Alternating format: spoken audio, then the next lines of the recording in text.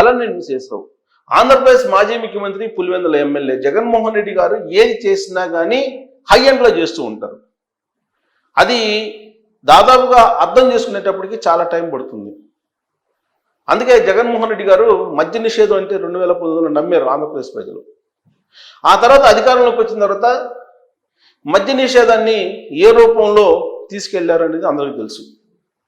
ప్రభుత్వమే మద్యం దుకాణాలు నడిపింది, ప్రభుత్వమే తయారు చేసింది, ప్రభుత్వమే సరఫరా చేసింది. పైగా ప్రపంచం మొత్తం, భారతదేశం మొత్తం డిజిటల్ మోడ్లోకి వెళ్తుంటే పేమెంట్స్ విషయంలో ఆంధ్రప్రదేశ్లో మాత్రం 2019 నుంచి 2024 వరకు జగన్మోహన్ రెడ్డి గారు కేవలం క్యాష్ అండ్ క్యారీ ఈ పద్ధతిని అనుసరించారు. క్యాష్ అండ్ క్యారీ పద్ధతిని అనిపించి ఆ క్యాష్ని ఎక్కడి నుంచి ఎక్కడికి పంపించారనేది ఇప్పుడు ఆంధ్రప్రదేశ్ ప్రభుత్వం, కూటమి ప్రభుత్వం తెలుసుకోలేని పరిస్థితిలో ఉంది. ఎంక్వైరీ ఇంకా నడుస్తుంది, అంతులేని కథ మాదిరిగా నడుస్తుంది. అది బంగారు షాపులకి, బులియన్ మార్కెట్లు నిర్వాహకుల దగ్గరికి, విదేశాల్లో దక్షిణాఫ్రికాలో మైనింగ్కి, కొలంబియాలో దుకాణాల నిర్వహణకి, టాంజానియాలో రకరకాల బిజినెస్లు చేసుకోవడానికి ఏ విధంగా తరలించారు అనేది ఇప్పటికీ కూడా స్పష్టత రావట్లా. అంటే అర్థం కాని రీతిలో స్కామ్స్ ఉంటాయన్నమాట. ఈ లిక్కర్ స్కామ్, అసలు లిక్కర్ స్కామ్ని ఈ విధంగా చెయ్యొచ్చు అని చెప్పి దాదాపు ఎవరికి తెలియదు. మద్య నిషేధం అని చెప్పినటువంటి జగన్మోహన్ రెడ్డి గారి ప్రభుత్వ హయాంలో ఆంధ్రప్రదేశ్లో లిక్కర్ స్కామ్ ఏ పాయింట్ దగ్గర నుంచి ఏ పాయింట్ వరకు వెళ్ళిందో కూడా స్పష్టత రానటువంటి పరిస్థితి ఇవాళ కూడా విచారణ అధికారులకి. ఆ మధ్య నాకు అమెరికా సంబంధించినటువంటి డాక్టర్ లోకేష్ ఉయ్యూరు ఆయన ఒక ఇంటర్వ్యూ ఇచ్చారు. ఆ ఇంటర్వ్యూలో ఆయన ఎప్పుడో చెప్పారు, 2 years బ్యాకే 26 దేశాల్లో జగన్మోహన్ రెడ్డి గారికి సంబంధించినటువంటి లావాదేవీలు ఉన్నాయి, వీటిని కనుక్కోవడం దాదాపుగా ఎవరుళ్ళ కాదు, తన దగ్గర ఆధారాలు ఉన్నాయని చెప్పి అప్పుడు ఆయన నాకు ఇచ్చిన ఇంటర్వ్యూలో చెప్పారు. నేను నమ్మలేదు. కానీ ఆయన ఆ రోజు చెప్పింది ఇప్పుడు లిక్కర్ స్కామ్ రూపంలో జరుగుతున్నటువంటి పరిణామాలను గమనిస్తే నిజమేనేమో అనేటువంటి అనుమానం కలుగుతుంది. సో ఇప్పుడు టాంజానియాలో, దక్షిణాఫ్రికాలో, కొలంబియా, ఇంకా ఎక్కడెక్కడ ఏ దేశాల్లో, జాంబియా, ఇలాంటి దేశాలకి ఆల్మోస్ట్ విస్తరింపజేశారు. ఇదంతా కూడా హై లెవెల్ మోడ్లో ఉంటుందన్నమాట. ఇప్పుడు క్యూఆర్ కోడ్ అనే దాన్ని ఒకదాన్ని తీసుకొచ్చారు ప్రతిపక్షంలోకి వచ్చిన తర్వాత. ప్రతిపక్షం కూడా కాదు, 11 మంది ఎమ్మెల్యేలతోటి వైఎస్ఆర్ కాంగ్రెస్ పార్టీ ఉంది. ఈ వైఎస్ఆర్ కాంగ్రెస్ పార్టీ ఇప్పుడు ఏం చేస్తుందనంటే చంద్రబాబు నాయుడు గారు ఏడాది పాలన మీద క్యూఆర్ కోడ్ ఉద్యమాన్ని చేపట్టారు. ఈ క్యూఆర్ కోడ్ ఉద్యమం ఏంటి? ప్రతి ఇంటికి వెళ్ళి మీకు చంద్రబాబు నాయుడు గారు ఎంత ఇస్తామన్నారు, ఎంత ఇచ్చారు, ఈ ఏడాది కాలంలో మీరు ఎంత నష్టపోయారు అనేది లెక్క వేసి దాన్ని క్యూఆర్ కోడ్ తోటి స్కాన్ చేస్తారంట. అసలు క్యూఆర్ కోడ్ తోటి స్కాన్ తీస్తే ఏమవుతుంది అనేది ఇవాళ సైబర్ నేరగాలని, సైబర్కి సంబంధించినటువంటి నిపుణులను అడిగితే చెప్తారు. యాక్చువల్గా మన ఫోన్కి ఏదైనా లింక్ వస్తే దాన్ని ఓపెన్ చేస్తేనే అకౌంట్లో డబ్బులు మాయమైపోతున్నాయి.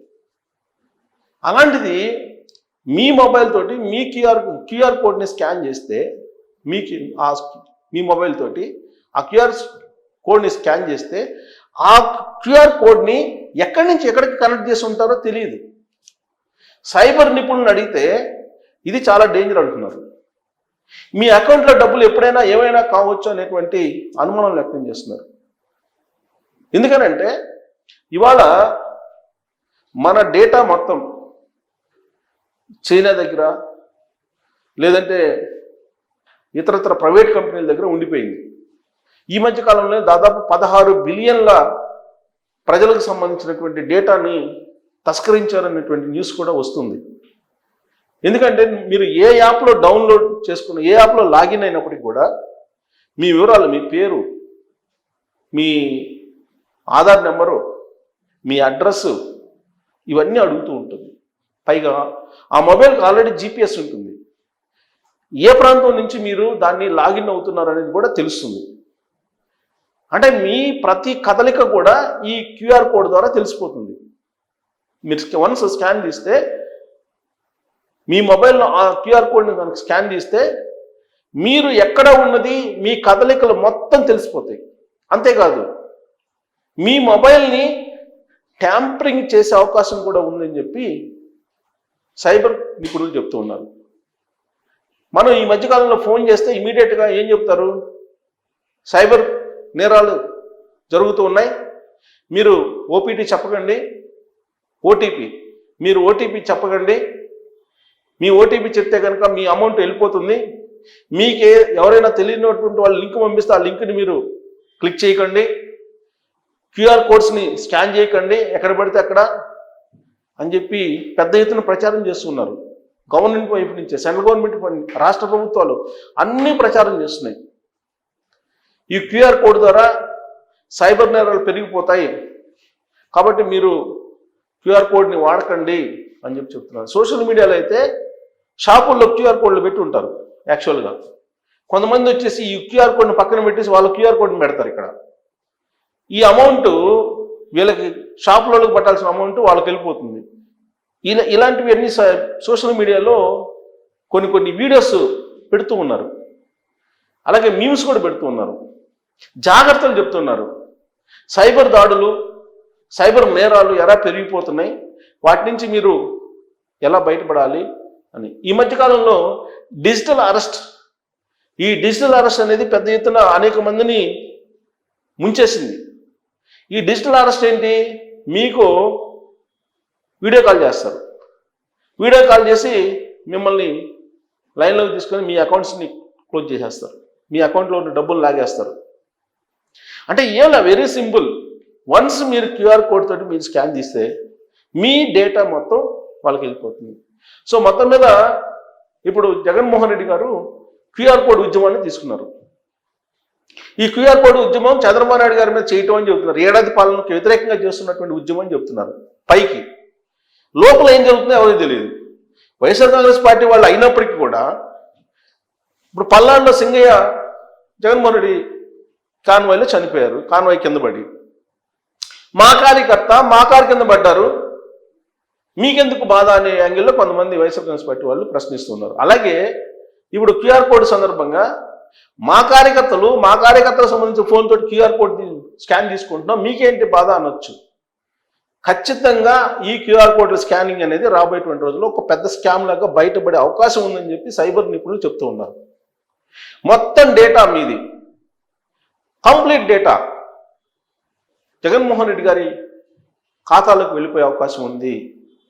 కాబట్టి మీరు భవిష్యత్తులో మీ కదలికలన్నీ జగన్మోహన్ రెడ్డి గారికి సంబంధించి తాడేపల్లిలో అరెస్ట్ అయ్యే అవకాశాలు ఉన్నాయని చెప్పి సైబర్ నిపుణులు బల్లగుద్ది చెప్తున్నారు కొంతమంది. ఇదంతా ఎందుకు చెప్తున్నారంటే ఆల్రెడీ జగన్మోహన్ రెడ్డి గారు 2019 నుంచి 2024 వరకు అధికారంలో ఉన్నప్పుడు తిరుమల తిరుపతి దేవస్థానానికి సంబంధించినటువంటి అమౌంట్స్ విషయంలో అక్కడ గదులు బుక్ చేసుకున్నా దాదాపుగా అక్కడ క్యూఆర్ కోడ్స్ని పెట్టారు. ఆ అమౌంట్ చాలా మందికి రాలేదని అప్పట్లో చాలా మందికి వినిపించారు. ఎక్కడో పోతుందా అని అంటే ఎక్కడో పోతుందో సార్, తాడేపల్లికి పోతుందని చెప్పి కొంతమంది ఇలా రకరకాలుగా మాట్లాడేవాళ్ళు. అలాగే శ్రీవాణి ట్రస్ట్కి సంబంధించినటువంటి అమౌంట్ కూడా జస్ట్ ఈ క్యూఆర్ కోడ్లు వీటి ద్వారానే స్కానింగ్ చేయటం ద్వారానే ఈ మిస్లీడ్ చేశారు అనేటువంటిది అప్పట్లో వినిపించినటువంటి విమర్శలు, ఆరోపణలు కూడా. సో ఇప్పుడు ఆంధ్రప్రదేశ్లో ఉండేటువంటి కొన్ని లక్షల మందికి సంబంధించినటువంటి మొబైల్స్ క్యూఆర్ కోడ్స్ స్కాన్ చేస్తున్నారంటే దీని వెనుక ఏదో ఒక పెద్ద సైబర్ సంబంధించినటువంటి కుంభకోణం ఉంది అని చెప్పి అనుమానించేటువంటి వాళ్ళు లేకపోలేదు. మరి దీని వెనుక అసలు ఏం జరుగుతుంది? కేవలం కార్యకర్తల డేటా లేదంటే ప్రజల డేటా తీసుకునేటువంటి ప్రయత్నమేనా, లేదంటే బియాండ్ దట్ ఏదైనా జరిగే అవకాశం ఉందా అనే దాని మీద మీరు కామెంట్ చేయొచ్చు. Thank you.